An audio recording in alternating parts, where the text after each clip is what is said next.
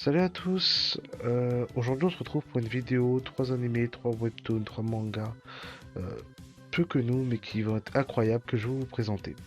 On va commencer donc avec Lady Evony, donc l'histoire suit Ebony Vionek, donc qui est une femme battue et humiliée qui s'est réveillée dans une prison et sans vraiment comprendre pourquoi elle a été libérée juste après. Elle est alors prise sous l'aile d'un aristocrate qu'elle ne connaît pas et qui est assez mystérieux, qui va lui offrir une chance en fait de se venger de ceux qui l'ont mis en prison.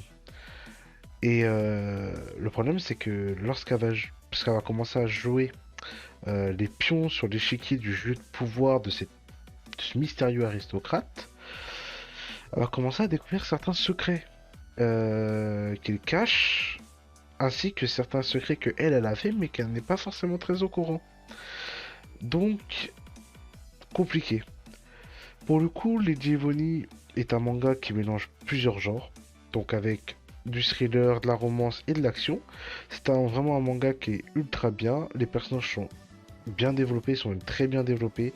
Ils ont tous leur propre histoire et ça c'est un truc qui est génial parce que en plus d'avoir leur propre histoire, ils vont avoir chacun leur motivation.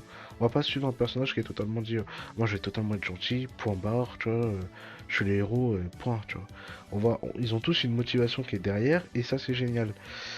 Ensuite, l'histoire est bien écrite, concrètement rien à dire là-dessus. Elle est pleine de rebondissements, ça c'est génial aussi. Et pour finir, les dessins sont plutôt beaux. Je vais faire montrer quelques dessins du webtoon. Je vais les faire montrer maintenant. Donc voilà quelques dessins du webtoon qui sont, ma foi, plutôt bien en vrai. Pour le coup, moi je les trouve plutôt beaux. Après, c'est pas non plus transcendant, mais moi j'aime bien en tout cas. Et ça m'a pas gêné pendant la lecture. Voilà. Je trouve qu'en plus, à certains moments, quand tu dois vraiment mettre en valeur tout ce qui est émotion et expression du visage, bah ça le fait totalement. Vraiment, pour le coup, l'auteur n'a pas de mal avec ça et c'est génial. Vraiment. On va passer maintenant au deuxième webtoon, qui est un webtoon pour le coup qui est totalement différent et qui va aller sur totalement autre chose. Et je vous laisse le voir donc maintenant. Ça va être Become Frame Heaven. Alors Become Frame Heaven, donc c'est un webtoon qui se déroule dans un monde où les joueurs d'un jeu en ligne ont obtenu des pouvoirs dans le monde réel. Et Ryo, qui est notre protagoniste, rate sa chance de devenir l'un de ces joueurs. En tout cas, l'un de ces joueurs puissants. Mais grâce à un bug, il se retrouve projeté 3 ans en arrière au moment de la sortie du jeu, avec sa connaissance des événements qui vont arriver, et il va maintenant avoir une chance donc de devenir l'un des joueurs les plus puissants du monde. Vous en doutez, il a la connaissance, et comme il était grave nul, il sait les petits... Comment je pourrais dire ça? Les petits trucs à utiliser pour se booster, quoi. Être... tu vois, il connaît les petits chemins sombres, si vous voyez ce que je veux dire. Pour le coup, donc ce webtoon est un webtoon d'aventure et de fantasy. Il a une intrigue, ma foi, assez complexe, avec des personnages qui sont attachants, notamment Ryu, qui est un personnage qui est vraiment intéressant et qui sait gérer concrètement qui sait gérer les problèmes en fait. Mais aussi d'autres personnages qui sont devenus, en fait, qui vont devenir, enfin, je sais même pas si on peut vraiment dire ça pote en fait, mais en tout cas, il y aura d'autres personnages qui vont arriver qui sont tout autant sympas que lui. Et pour, pour le coup, ce qui est des dessins, pour le coup, moi j'ai bien aimé les dessins.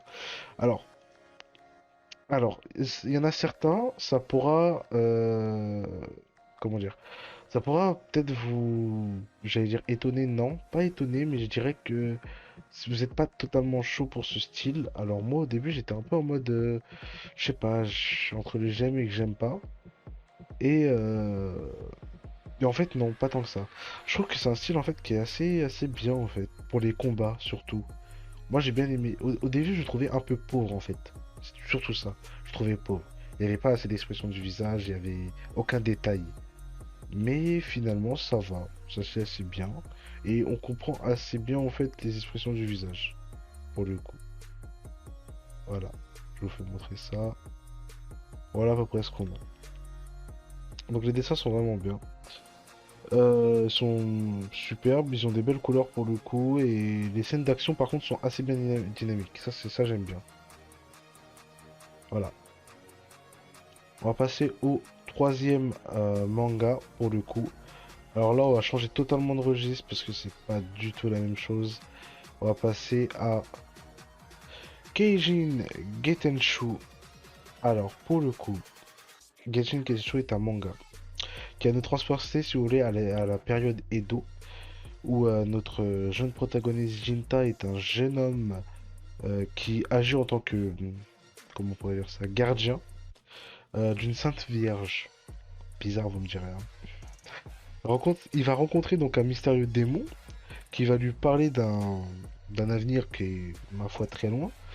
Et à cause de ça, il va entreprendre donc un voyage qui va être, ma foi, assez fantastique, euh, qui va devoir traverser en fait les époques en s'interrogeant continuellement sur le sens, sur le savoir de manier une épée.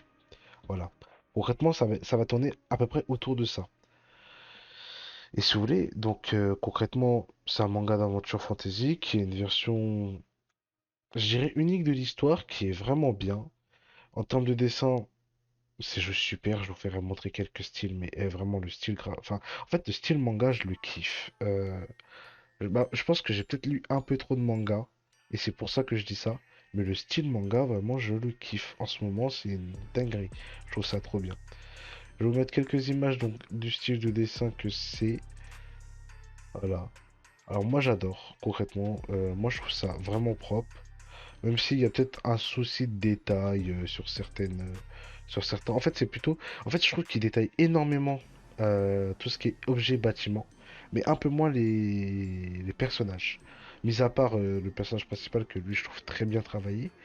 Mais mis à part ça, les autres, je trouve qu'ils sont un peu moins présents, tu vois. Et après, tout ce qui est décor derrière, tu vois, je trouve qu'il y a des détails de ouf, tu vois, vraiment. En termes de personnage principal, je trouve qu'il est ultra bien fait. Par contre, le reste, tu vois, c'est un peu moins bien. C'est juste ça que je dirais que le vrai problème de ce manga, c'est juste ça. Mais sinon, c'est une dinguerie, réellement. Voilà. Donc, les dessins sont nickel.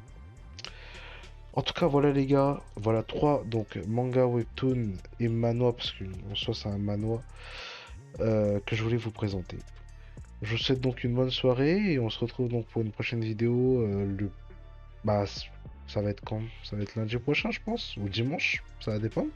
Mais dans 7 jours, quoi. Donc, ciao les gars.